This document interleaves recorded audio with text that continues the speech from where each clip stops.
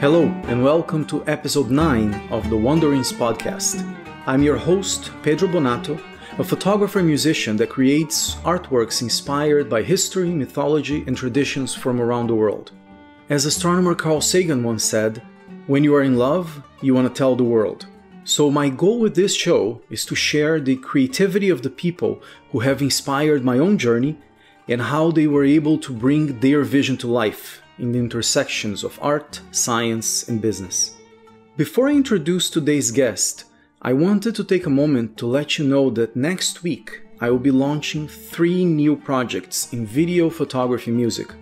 In a very deep way, some of the seeds for these projects were born from the conversation you'll hear in this episode. So I invite you to check out my website and social media on May 14th, 2019 to see what these projects are all about.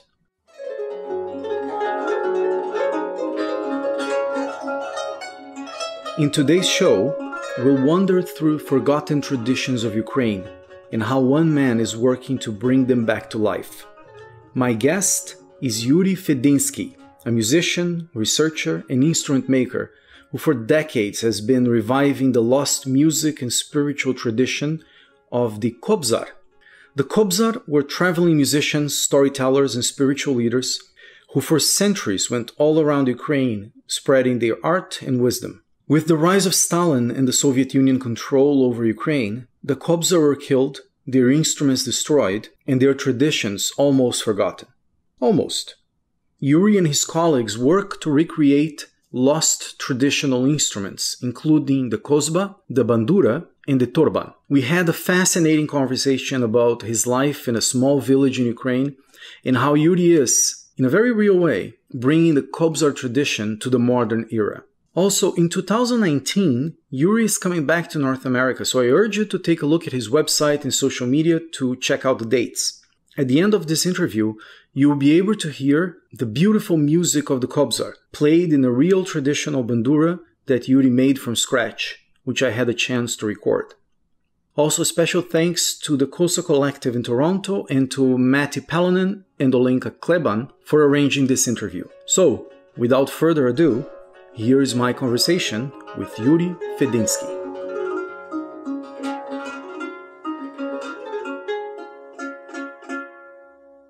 Welcome to the Wanderings podcast. Thank you for being here. Thank you, Pedro.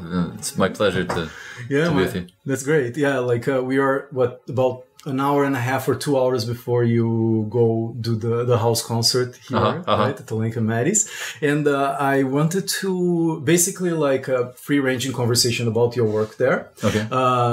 Because I thought it was such a fascinating way that you were able to recreate this basically from memory, in a way, right? From historical memory, these instruments and all the journey that you went through. So can you talk a little bit about the project that you were working on and just to give a little context of what you were doing? Yeah, well, the project is called Kobzaring the New World.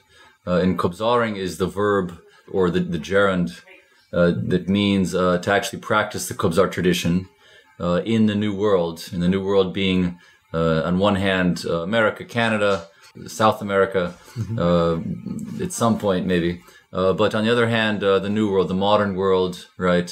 The Kobzari would have been killed in 1933. So they would have existed for about 700 years until that point. And now we're investigating, researching the tradition and trying to revive it with that research and what we found.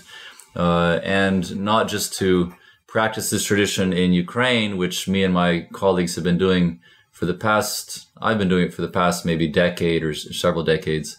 And they've been doing it for the past maybe 30 years total. Oh, wow. Kind of from nothing really, from scratch. And now the idea is, can we do this in other countries, including America, Canada?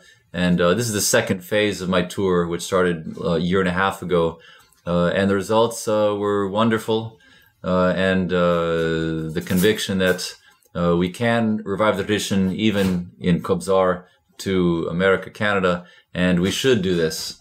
That it's very important to not just reviving the tradition itself, which is really an empty pursuit. The full pursuit is to basically activate Ukrainians everywhere and other people in the world to be conscious of the Ukrainian cause and what's happening historically in Ukraine and today in Ukraine, and to kind of create some kind of bonds between the different communities and the different cities, with Ukrainian cities and communities, and really not just revive the Kobzar tradition, but revive the nation of Ukraine. Mm-hmm. This is really our main purpose.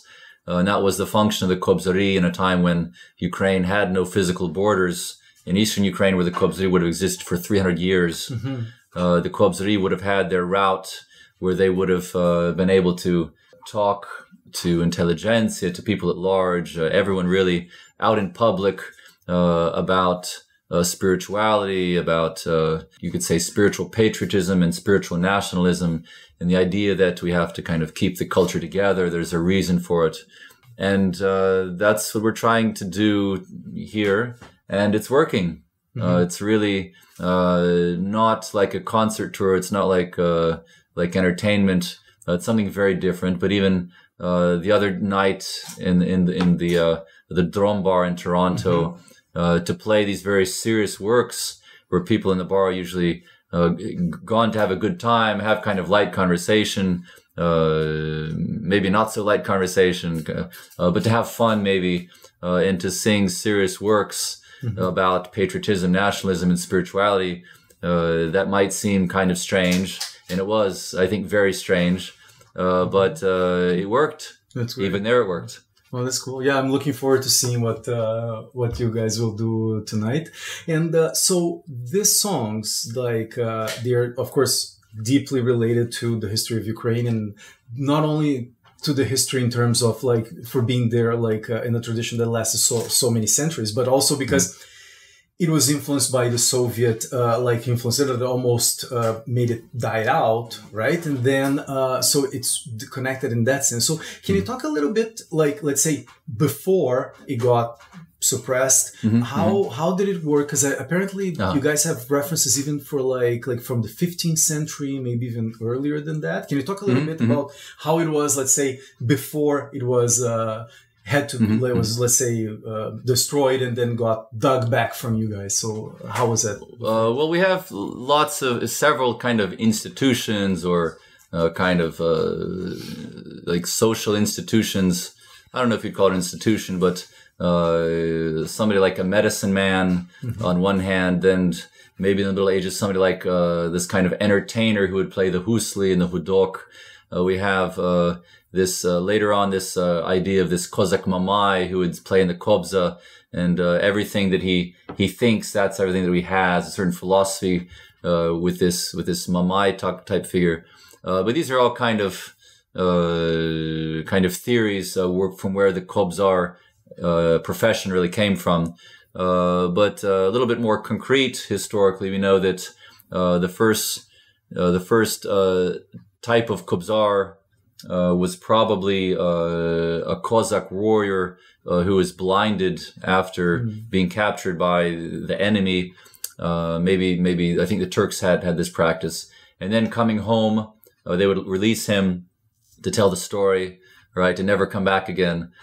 He would basically be blind and decide how to fight for the culture further. And the idea was take an instrument and sing about what you saw, sing about spiritual ideas. And we don't know so much about that type of kind of blind Cossack or Cossack bandurist. But later on, around 300 years ago, we imagine, many of these Cossacks actually created like a guild where they would kind of together kind of wander around a certain territory, mostly in the eastern Ukraine, only in the eastern Ukrainian territories of Poltava region, Kharkiv region, Chernihiv region. And one of the functions was to help soldiers heal, right? It was a kind of a spiritual healing, kind of a music therapy, really. It may have been in the proximity of a certain hospital where this tradition was kind of created. But this is also kind of theories. But what we concretely know is that the Kobzars of around 1850 were blind men who sang spiritual repertoire to the accompaniment of the kobza and the bandura. A similar profession was the lirniki. The lirniki would have been also in Eastern Ukraine, but also in Western Ukraine. And they would have played really the same repertoire, but on the hurdy-gurdy. These were spiritual singers who would go from city to city, town to town. They would have been considered by some just street beggars, and by others they would have been considered cultural elite, depending how you looked upon them, how you received them. But there's also the idea that the Kobzar, he would be kind of like a mobile spiritual leader. You might have like a priest in the church who's a spiritual leader who waits for the congregation every Sunday and takes care of hopefully the village or parish which they have. But the Kobzari wouldn't sit and wait around. They would basically go to where there needed to be some kind of spiritual kind of energy, to the marketplaces, the bazaars, maybe the schools, and also to the intelligentsia. Certainly they had friends in certain, it was a very serious profession for them. And I'm sure that they found the kind of the folks they needed to be talk to and discuss things which were happening. So those Kobzari we know. And we also know that not just the Soviet regime, but also the Tsarist regime, which had occupied Ukraine for 300 years, in an effort to kind of suppress Ukrainian nationalism and all things Ukrainian, to make them not kind of how do I say, a fighting nation which would keep its borders, but more a slave nation which would work the fields and feed Moscow and the northern Russians. Basically, they realized that the Kobzari were a problem for the regime, and there were lots of instances of banning playing with an instrument. They would let the Kobzari go without the instrument, but with the instrument, they realized it was very dangerous. It was a very powerful part of Ukrainian culture, and they had existed for 700 years. So they had a very concrete functions socially, and the regime tried to suppress that. But the worst of it was in the Stalin days, when Stalin realized it was easier just to kill them all. And as they killed so many clergy, intelligentsia, and just outright everybody from all over Ukraine, not just the east, but all over, and starved them to death, to basically kill them out, and in their houses to kind of send ethnic Russians and Belarusians, or people who would actually be happy to live in a very sunny place with a very wonderful land, and work in the collective farms. So the Kobzari after 1933 would have been destroyed completely, but information about them has kind of been hiding for many, many years through the Soviet years. And our work now in finding a lot of this information, this is instruments, this is kind of philosophy of Kobzari, even kind of oral books they would have had in their head. We found some notes that somebody just happened to take, or kind of these first Ukrainian recordings on wax cylinders from this expedition of folklorists or ethnomusicologists from Western Ukraine, who were convinced that at some point the tradition would die out and we have to preserve that. So these resources, they've been lying around, right? Maybe in some basement on these wax cylinders, or in some library kind of buried away. And they're kind of coming out of the woodwork. And with this information, we're learning more and more. And this present project is an attempt to take all those resources which we've been researching. I've been researching for the past 20 years. And now kind of the present research is to actually do what the Kobzars did. Right? We've made instruments, we've learned the songs, we've found the songs, we've researched their methods and techniques. We kind of understand their philosophy. Now we're going to go and do it. And this is really research as well, because when you go through the steps, then you start to realize the technology of the Kobzari. And another resource is by inspiration. That if this is a tradition which is a spiritual one, and the spiritual world, it seems, wants the Kobzari to be reborn and wants the work to be done. It's very much a mission, and information on how to do it comes through inspiration. And a lot of things in this present, even these past several weeks, a lot of new understanding and kind of ways of of understanding who the Kobzar were and how to effectively Kobzar. So it's basically it's like like a sort of like an active research, right? Yes. It's this is fascinating, and you got into to create. Can you talk a little bit about how this part of creating the instruments, right? Because apparently they have been basically destroyed, right? There would be references that were like probably like books or paintings or drawings or maybe some fragments of the instruments. Can you talk a little bit about what the instruments are and how was your process to recreate them? Well, the obvious characteristic of the Kobzar tradition is that they played instruments, right? Who they were and what they did, it's kind of harder to tell. But in the first instance, you see, they play on these kind of little lutes, or they kind of zithers. Maybe people don't really know, but with the killing of the last Kobzari in 1933, basically their instruments stopped being made. People stopped playing these types of instruments, and the old instruments, which usually would have been made for gut strings, may have been strung with metal strings, which only appeared in Ukraine about 120 years ago. So these instruments would have been destroyed. In museums today, for instance, we only have about 15 banduras. Oh, wow. These are traditional Ukrainian banduras. Most of them are made for metal strings, not made for gut. The ones made for gut, we don't have any. The kobzas, we have one kobza that's been remade into a bandura, and it's not a very good kobza. So to make a copy of that wouldn't make a lot of sense, but it's a resource. And then there's this other instrument which is similar to the kobza and the bandura. It's called the torban. The Kobzari didn't play the torban, but because the instrument is very related historically and with the creation of the kobza and the bandura, I make and play that instrument too. And the people who would play the torban, the torbanists, or the kind of nobility, repertoire which they would have performed eventually made its way into the Kobzar's repertoire. So it makes sense to practice both traditions, the torban playing tradition and the Kobzar tradition at the same time. But torbans, we have about 5 in Ukrainian museums. There's a lot others in museums in Russia. Even in New York Metropolitan, there's one torban.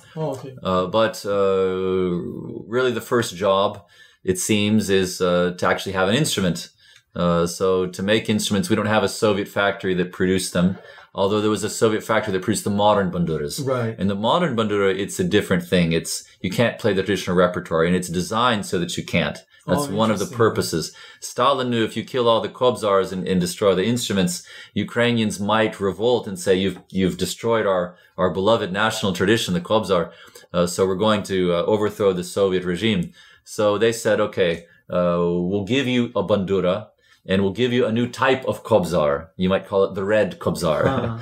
But he would play the Duma, the epic work about Stalin, Lenin, and Trotsky, or some kind of, pseudo kind of fake Kobzar stuff. And the instruments also, people were convinced that this is the national instrument of Ukraine, but it's not. It was really produced in a Soviet factory in the place of the Kobzar instruments. What's when you say that you couldn't play the traditional repertoire? What's that? I actually have no idea. What's the difference between the two instruments that would make it more difficult to play? Can you talk a little bit about that? You could say the stringing, the types of strings, the tuning. The Kobzar instruments are diatonically strung. The modern instruments are chromatically strung. On the Kobzar instruments, you can actually fret the basses and play even microtones. On the modern instruments, you can't fret. So lots of differences. They kind of, visually, they kind of look similar, and that was the design. But realistically, you could kind of play something similar on the modern instrument, but it's not really natural. It's kind of fakey. It's kind of... that's fascinating. Pseudo.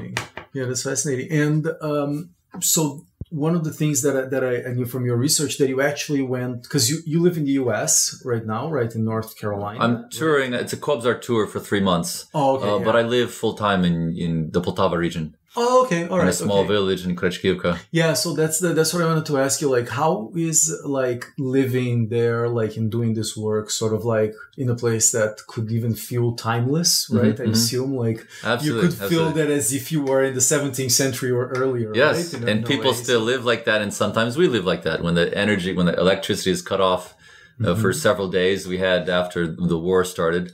I had to make instruments by candlelight and without electricity. And people still today, they don't really need electricity, maybe to have a light inside, but they only have like several sockets for electricity because they don't really have anything except for a TV and maybe some light, maybe a refrigerator. They don't use electricity so much because the work they do doesn't require electricity. They're farming their little plot of land as they traditionally would have. One thing is they'll have a tractor which will plow. They don't use oxen or horses for plowing, but people do have horses and cows and everything else. There's a lot of things which honestly are very old world. Here in Canada, there's a village, Morning Glory. We were just up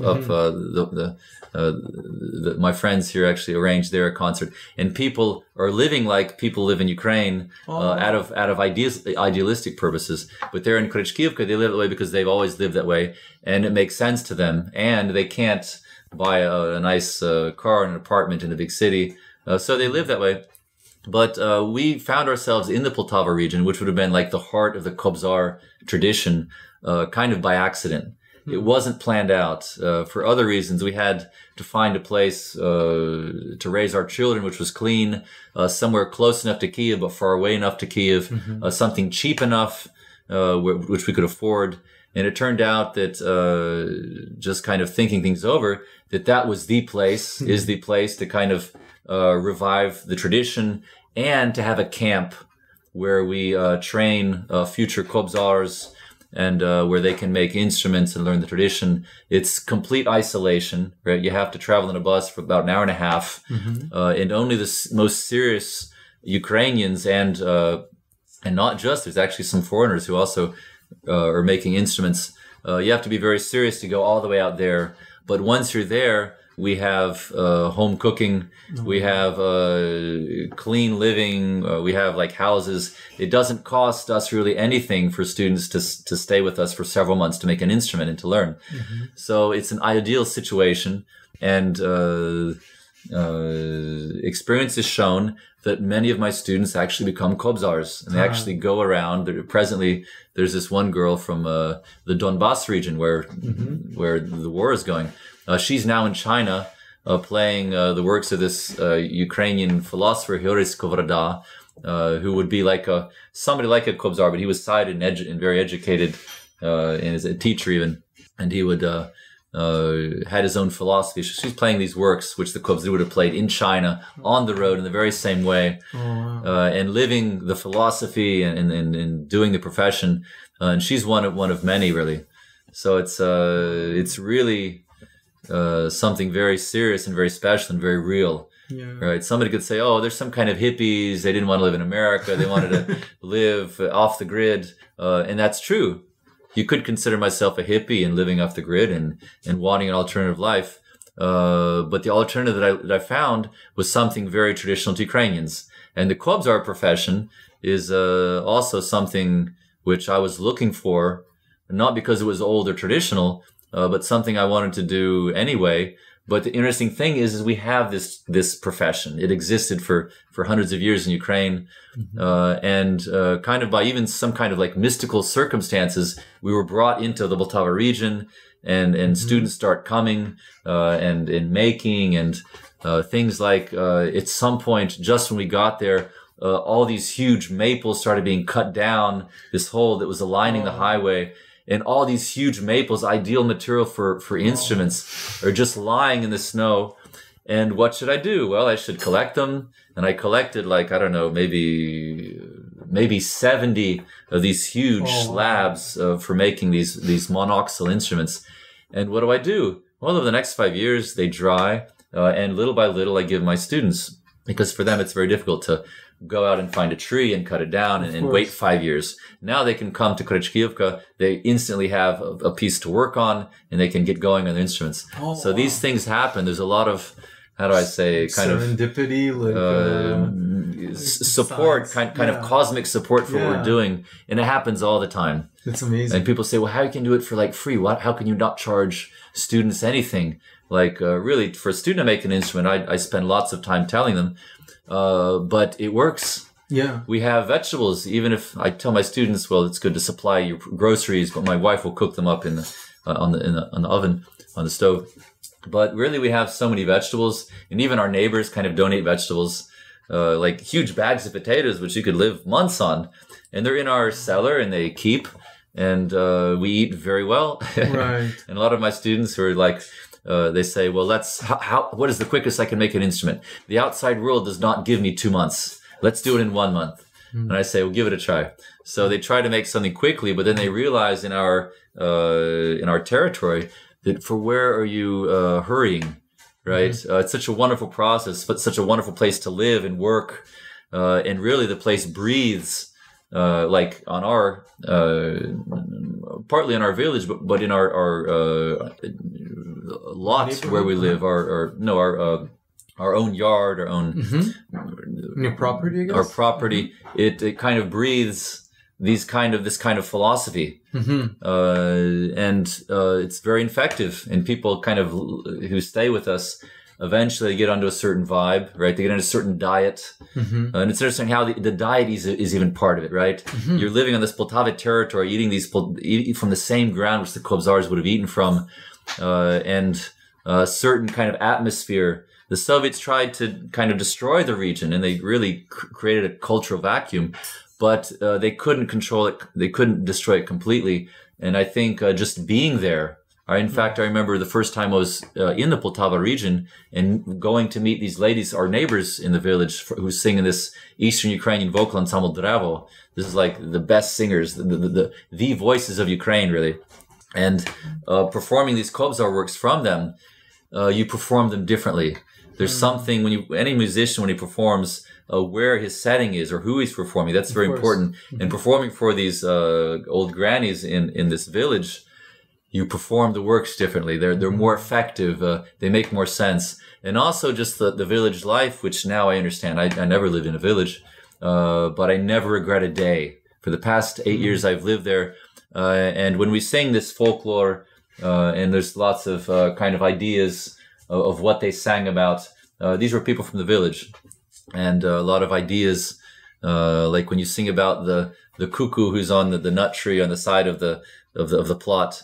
I know what that is because I know exactly. I've heard that, right? So there's lots of things from being in the setting that also supports the revivalist tradition, and we've realized that the Poltava region is the vacuum where this kind of Kobzar happening needs to happen. And hopefully, like in Western Ukraine, we've already had this kind of renaissance where the Hutsul musicians are making and playing, and we have this ethno movement. But in the Poltava region, Eastern Ukraine, it's very difficult, right? There's lots of Russian control. They suffered very much under the Soviets, under the Russian Tsarist regime. So now the idea is kind of activate the region with this Kobzar tradition, and maybe that'll be the key to kind of opening up the territory and for very quick development of the population there. Oh, that's amazing. And so you've been living there for 8 years, you said? 8 years in the village. Yeah. In Kiev for 10 years. Oh, that's amazing. And then, like, what kind of person comes to study with you there? Like, is it like musicians in general, or is it people that are interested in like more historical elements of Ukraine? What kind of people do you get there? Very good question. Mostly it's not musicians. Mostly it's people who have studied things like computer programming. Actually, most of my students are probably computer programmers, wow. But people who they're interested in the Kobzar tradition because they've heard examples of performances at the ethno festivals, and they're searching for some kind of spiritual tradition. Somehow making of the instrument is also a part of it, which is very interesting, very unique for that tradition in the type of instrument. This isn't just folk music, just folk singing. The folk singers, it's kind of a different group. they come to the ladies in the village and they sing kind of general folk songs. It's very wonderful. I'm one of those types too. I'm kind of in both camps. But the folks who are into the Kobzar tradition, that's a selected few, really. And it's people who realize the tradition is a spiritual one. It's folk music, but it's spiritual folk music. It's with a particular function, a certain idea of kind of Ukrainian kind of revival. But the people who come, usually the brightest of the bright, right? I remember one of my first students who was like the first in his class in this kind of intelligentsia region in Kiev, really like the bright youth, the future of Ukraine. Those are the people who are looking for some kind of profession where they can realize themselves in terms of some kind of spiritual patriotism, and do something, have some kind of cultural activism, and they've realized that this is what they're going to do. You can imagine a person today saying, okay, I'm going to fight for my country. I'm going to learn to shoot and learn to fight, and I'm going to defend the border. Well, these are similar types, but they realize that the guns, they're very primitive, right? They're killing and everything. You can't compare that to, you have weapons of mass destruction. We have kind of instruments of mass joy and national consciousness. I love that phrase, instruments of mass joy. I like it. And that's our technology. That's how we're going to end the fighting, hopefully, and hopefully help Russia to become a better place. Of course, yeah, and it's so interesting whenever you see the people that are not let's say the soldiers doing the damage. Right. They're just like all of us, right? Every village is basically like the same in a way, because of our shared humanity. But there's these crazy things that happen that makes us we're victims. More apart. Yeah. We're victims. That the Russian boys who are fighting, they're victims too. Yeah, it's not, the war isn't helping the folk. It's not helping the people. Of course, it's just destroying. It's a killing machine, and the front isn't moving. It's a frozen conflict. Yeah, right. It seems the presidents of the world have decided, okay, if the people want a war, let them have a war, right? Because if we gave up and went home, the Ukrainians would revolt. Yeah. Okay, you want a war, you have a war, but there's a whole economy with the war. There's lots of people donating and lots of people stealing money and doing bad stuff. Yeah. It's a killing machine, really. Yeah, and then it's interesting that this, let's say, spiritual ancient tradition that was actually used to, like, at the heart of, let's say, Ukraine, sort of came back, right? And that's in the context that you inserted. That's really cool. Yes, we believe in that very much. Very that's really cool. From a like practical point of view, for the instruments, when we put the podcast, I will probably put some examples of the sounds of how the instruments sound, so people can see, because most audience are not going to be like familiar with it. So hopefully we'll be able to spread it so people can see the beautiful sounds of the bandura and everything. Wonderful. And but then, like, let's say your students that come to learn how to make the instruments, and you said it's somewhat of a slow process, although after the 5 years you have to wait for the wood to get like ready to be worked on. Yes. So what's the process that you guys teach, and how would like and you're teaching the traditional way of doing these instruments, like with traditional like cutting things, or how does that work? Good question. Well, this is kind of, I consider this a new phase of the Kobzar tradition, and some things will change. Of course. And as we can see, even with the traditional Kobzar, Kobzari, from kind of period to period, they also changed. And so our work is to basically know as much as we can know about our predecessors, but it's not a process of just copying, right? If it was a process of copying, I'd have to gouge my eyes out and become a blind Kobzar. But we've realized that this new phase may be different. And it's not just myself, but also my colleagues in other guilds in Kiev, in Kharkiv in the east, and in Lviv in the west. And our guild, we're separate from the others. Well, we work together, but we have a certain kind of independence.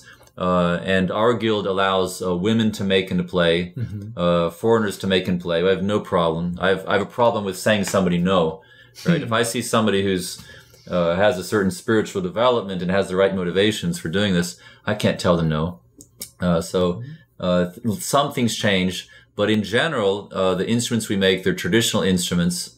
as much as we know the tradition. And those things that we don't know about the tradition, like, say, instrument making, we have to kind of make educated guesses and speculations sometimes.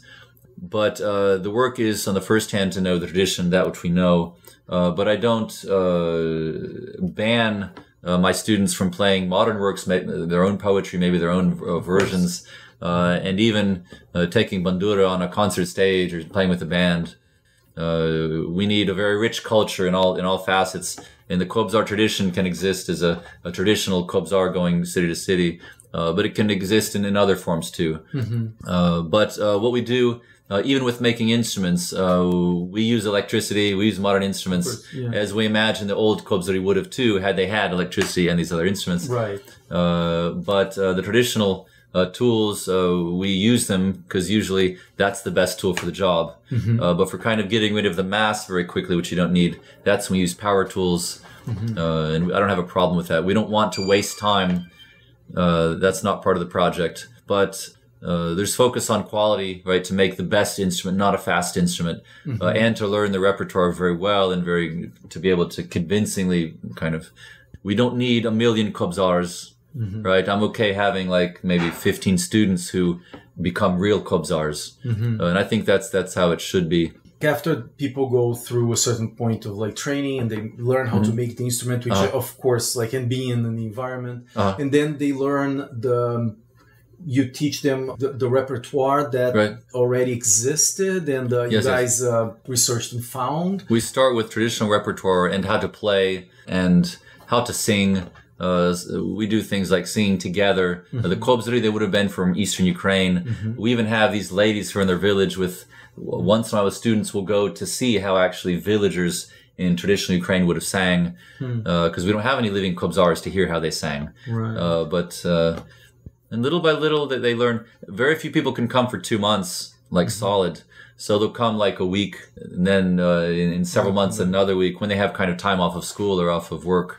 And sometimes it may take like 5 years to complete an instrument, and that's fine. We're not in a hurry. But even people who've it's taken like 5 years or so, they finish their instrument eventually. A student just recently strung his instrument. He's starting to learn how to play little by little. And maybe earlier it was kind of like a hobby. Okay, my friends are making instruments. Maybe I'll make an instrument. Maybe it'll never be made, never be completed. But little by little, it's happening. He's learning, and he has an instrument, a very nice instrument, and all these ideas. You can understand. You have to understand that to make an instrument and have an instrument, that's something you have to have.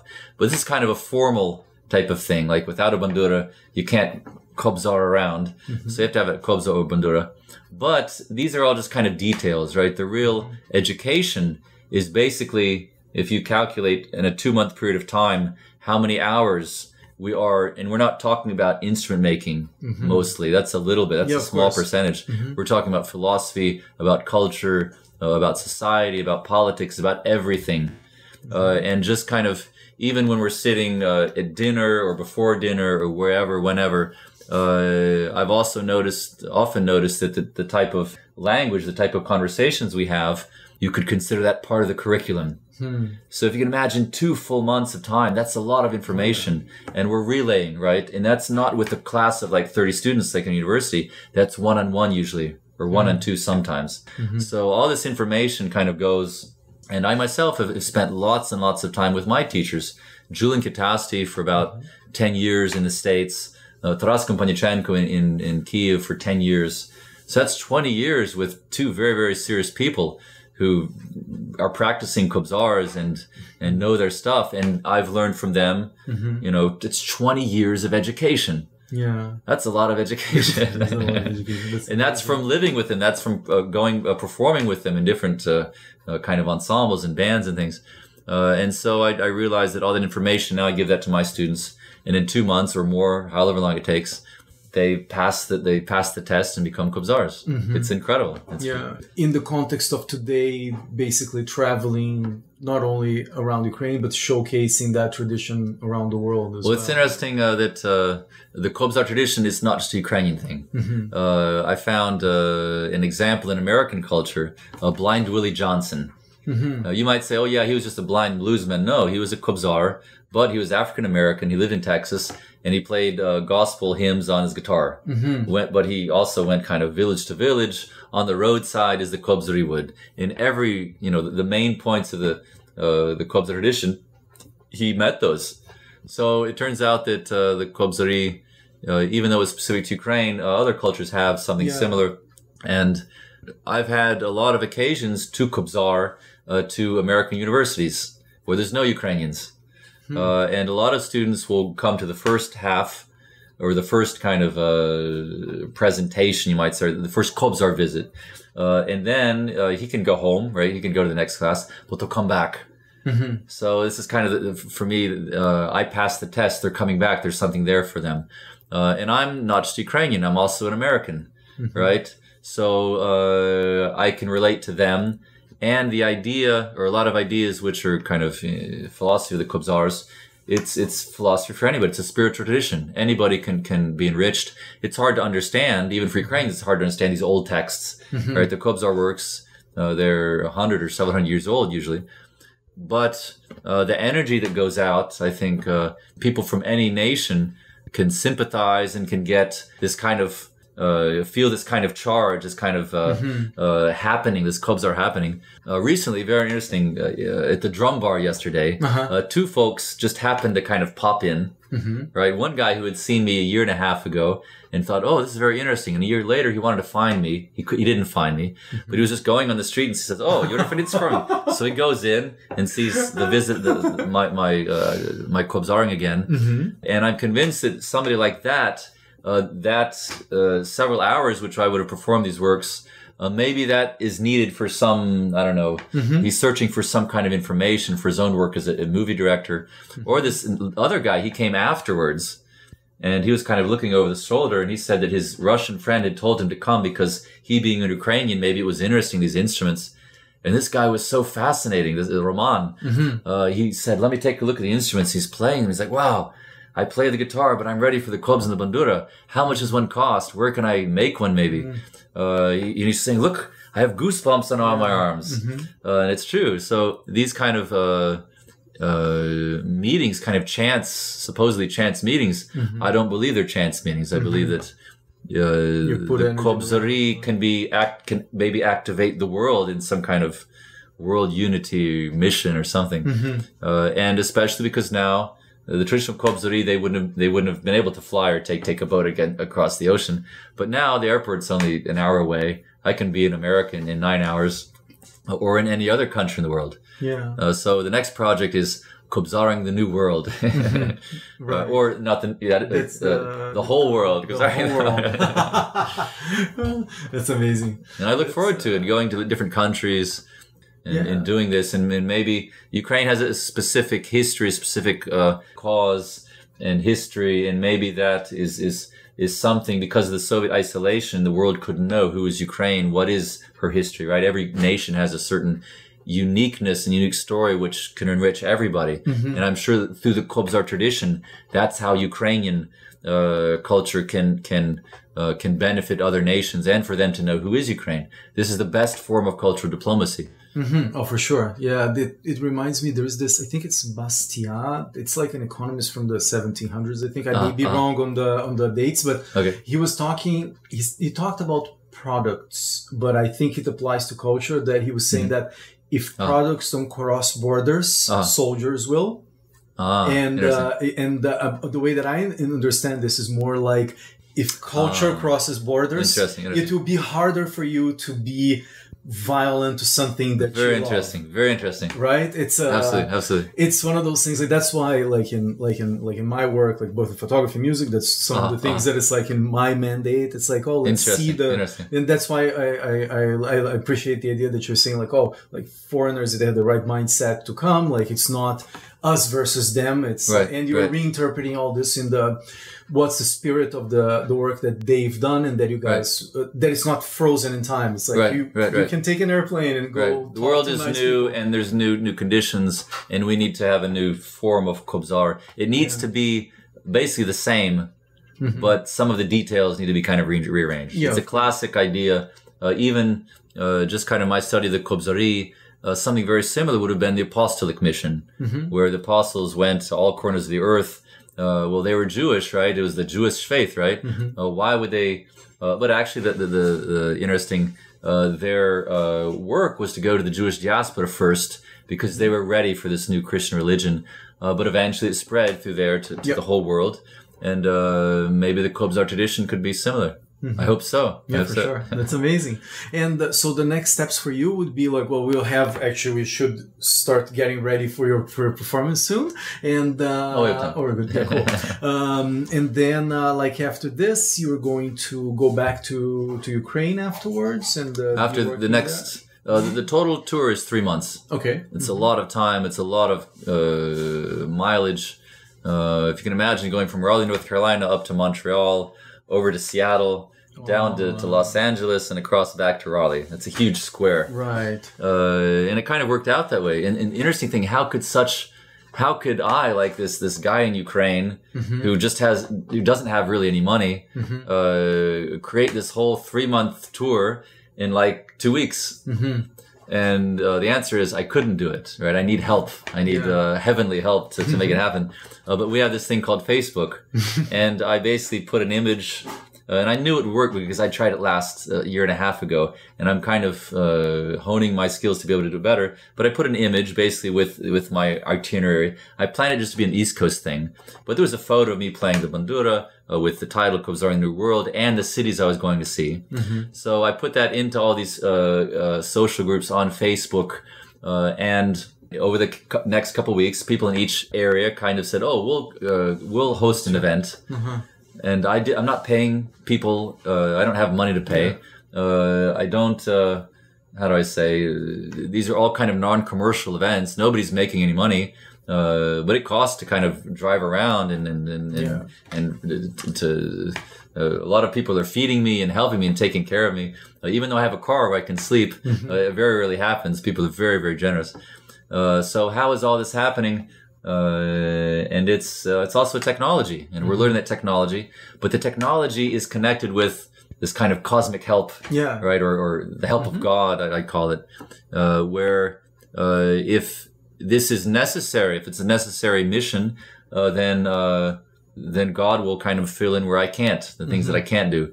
And I have confirmations of this every day. And that's the most beautiful thing. I don't worry, am I doing the right thing? Well, I do worry, but I know that as things happen, that's how they're supposed to happen. I just need to kind of adjust as need be and kind of go through the steps with faith that this is very important work, and I will, if I do the right thing, it will successfully be completed, and a lot of hopefully good things will happen as a result. And for that reason, I was willing to leave my family for 3 months.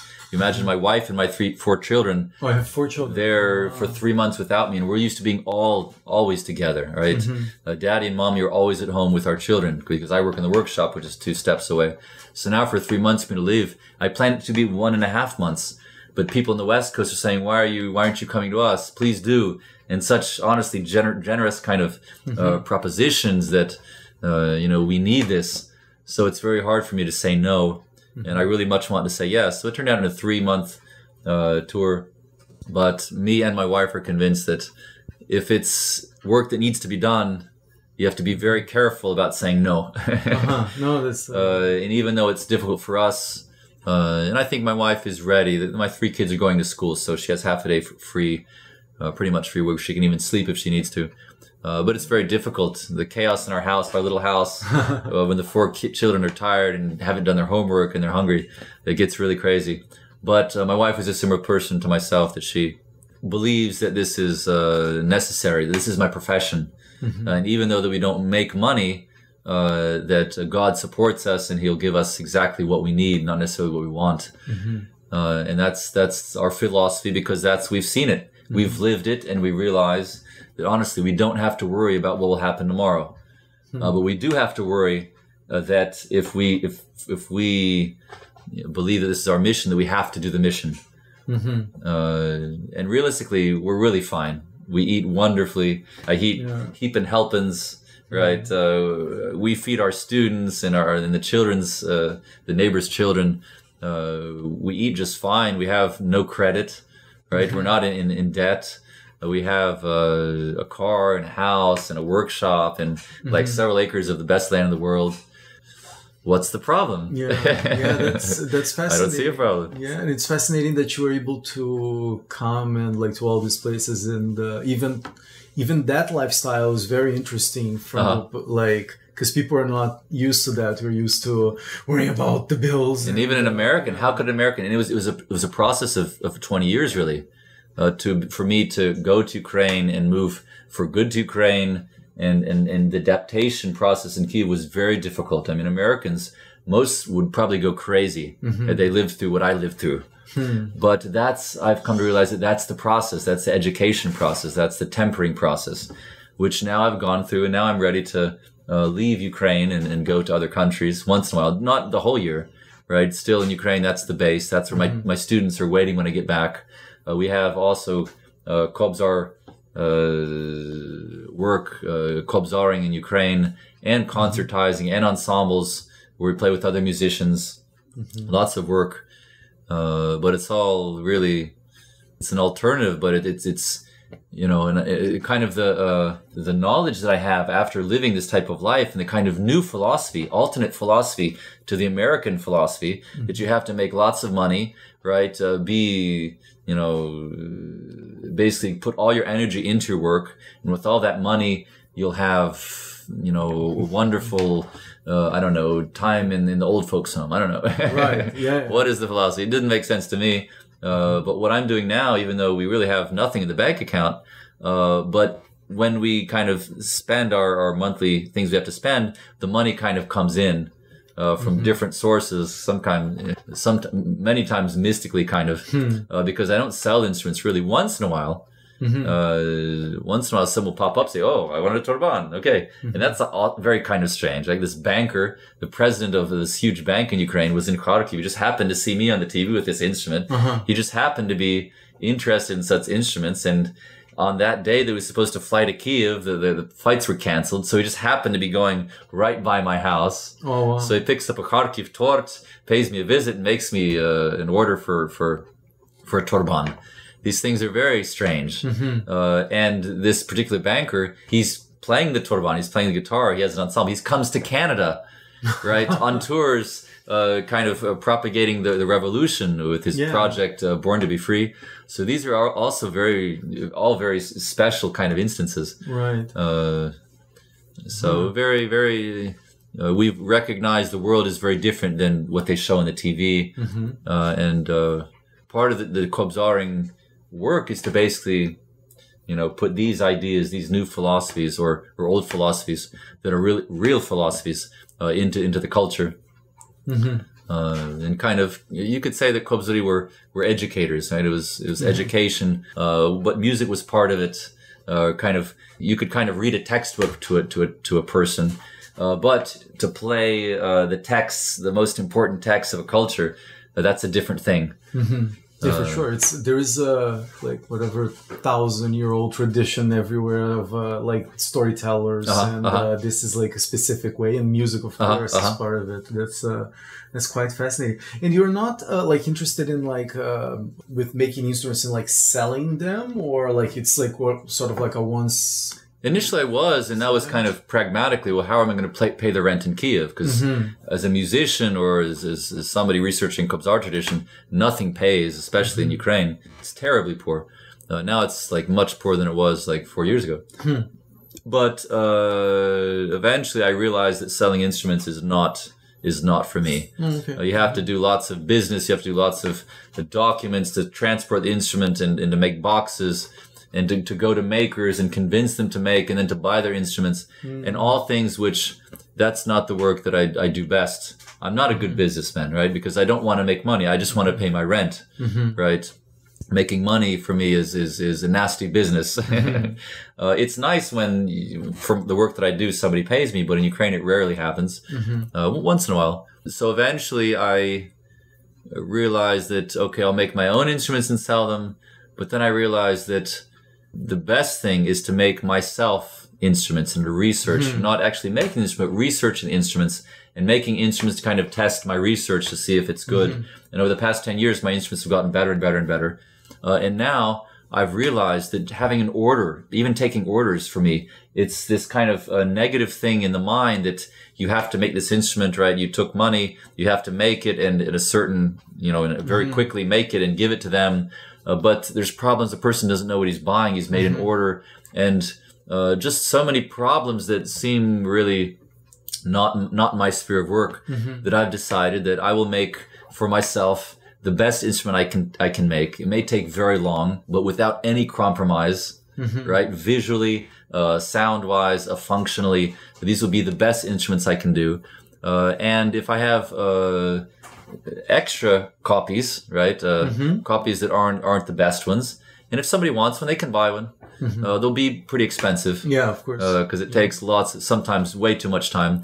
But I do much cheaper than a maker in the West would charge for it, because in Ukraine, things are cheaper. We don't, as I say, we have a house and a car. We don't need so much money, but it rarely happens. I rarely sell an instrument. No, that's interesting to know, because I think there are certain instruments that even you going and you making your own, there is its own let's say, mystical path to actually making your instrument. And it's like a meditation. I love the process of making so much that I noticed that I start making slower and slower. But it's I'm more and more accurately, right? Without any compromise. Sometimes it takes a really long time, but you kind of master the process. And in the future, I'm sure the work will go quicker, and the instruments get better. I'll know exactly. I won't have to think so much about the design and the construction. And if a lot of instruments kind of add up, then I can sell them for cheaper. But we'll see.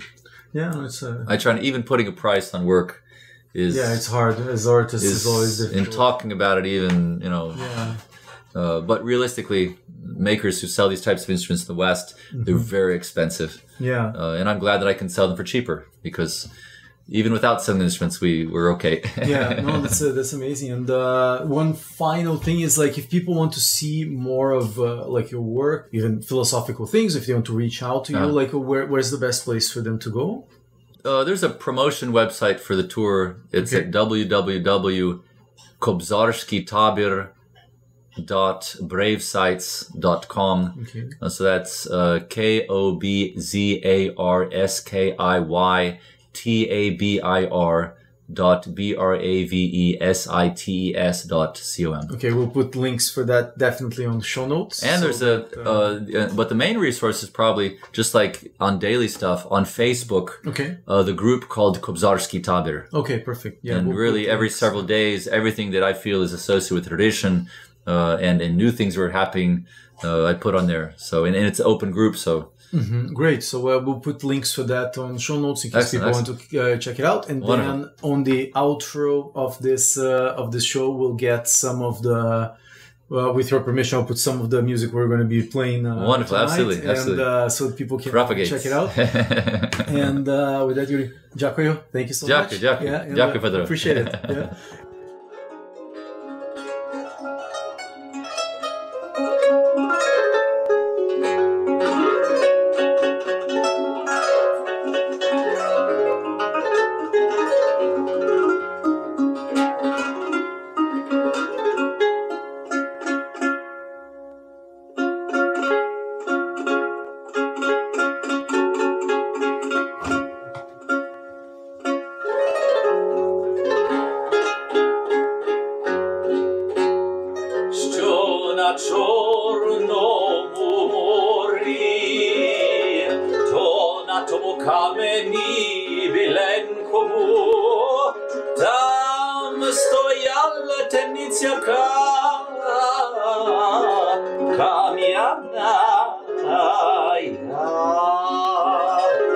Tam stoje temnice kam'яна, я в тій темниці пробувала 700 бідних козаків. Там неволі пробувало ясно світу, ні сонця праведного не побачали. Ей, то дівка бранка, Мару Маруся попірна Славко, там все добре немає, до кам'яної темниці приходжає, ей, до козаки словами промовляє, ей, козаки, ви бідні невольників, чи ви знаєте, що в нашій землі християнській день за тепер?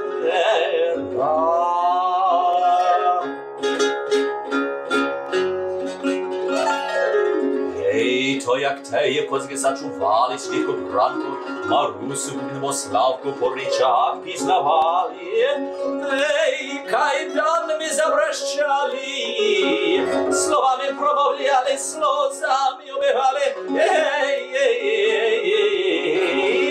ей, дівка бранка, Маруся попівна Славка, о, чому ми знаєм, що в нашій землі християнській день за тепер. Боже, ми 30 літ тяжкі турецькі каторзі пробуваєм, та Божого світу ні сонця праведного не побачали.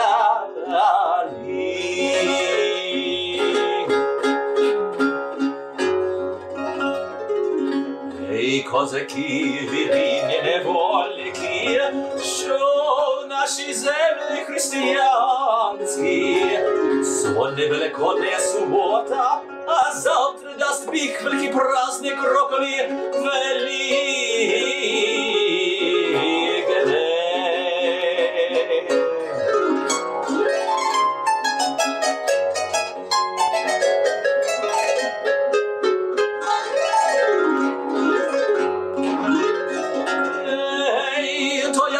Козаки зачували, угору руки піднімали, кайданами забращали, дівка бранка Марусину Славку кляли, проклинали.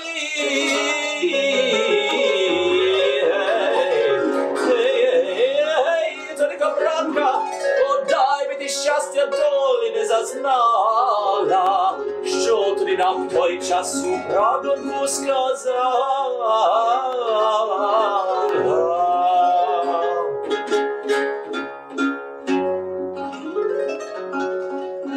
Ей, козаки, не лайте мене, не проклинайте, бо як буде завтра Паша Турецький до мечеті в'їжджати, кажи, буде мені ключі на руки здавати, тоді, що до вас буду приходжати, вас на волю випущати.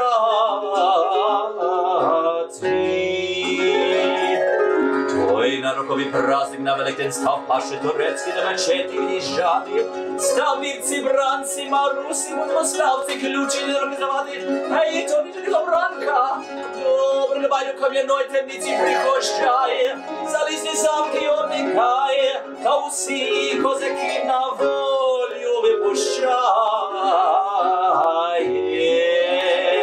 і ще й словами промовляє. Ей, козаки, панове молодці, вирушайте на рідні землі, у горду християнській на ясній зорі, тільки води вкрай веселі между мір хрещені на Україну.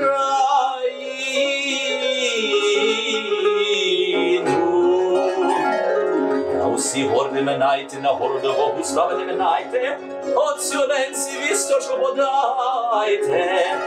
А нехай терпець немків статків маєтків не збуває, мене дівка бранка Маруся Славку з неволі не викупляє. Бо я вже потурчилась, обусурменилась для розкоші нещасної, для лакомства прощею.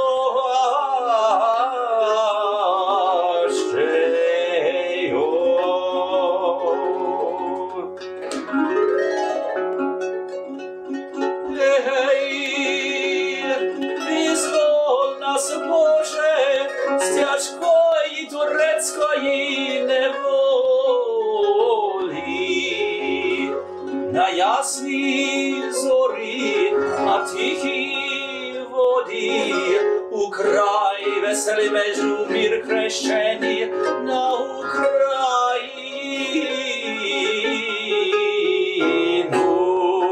Однині і до віка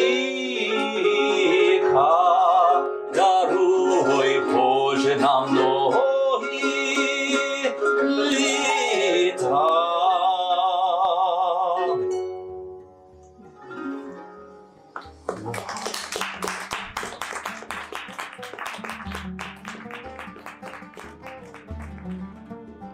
So, that's it for today's show.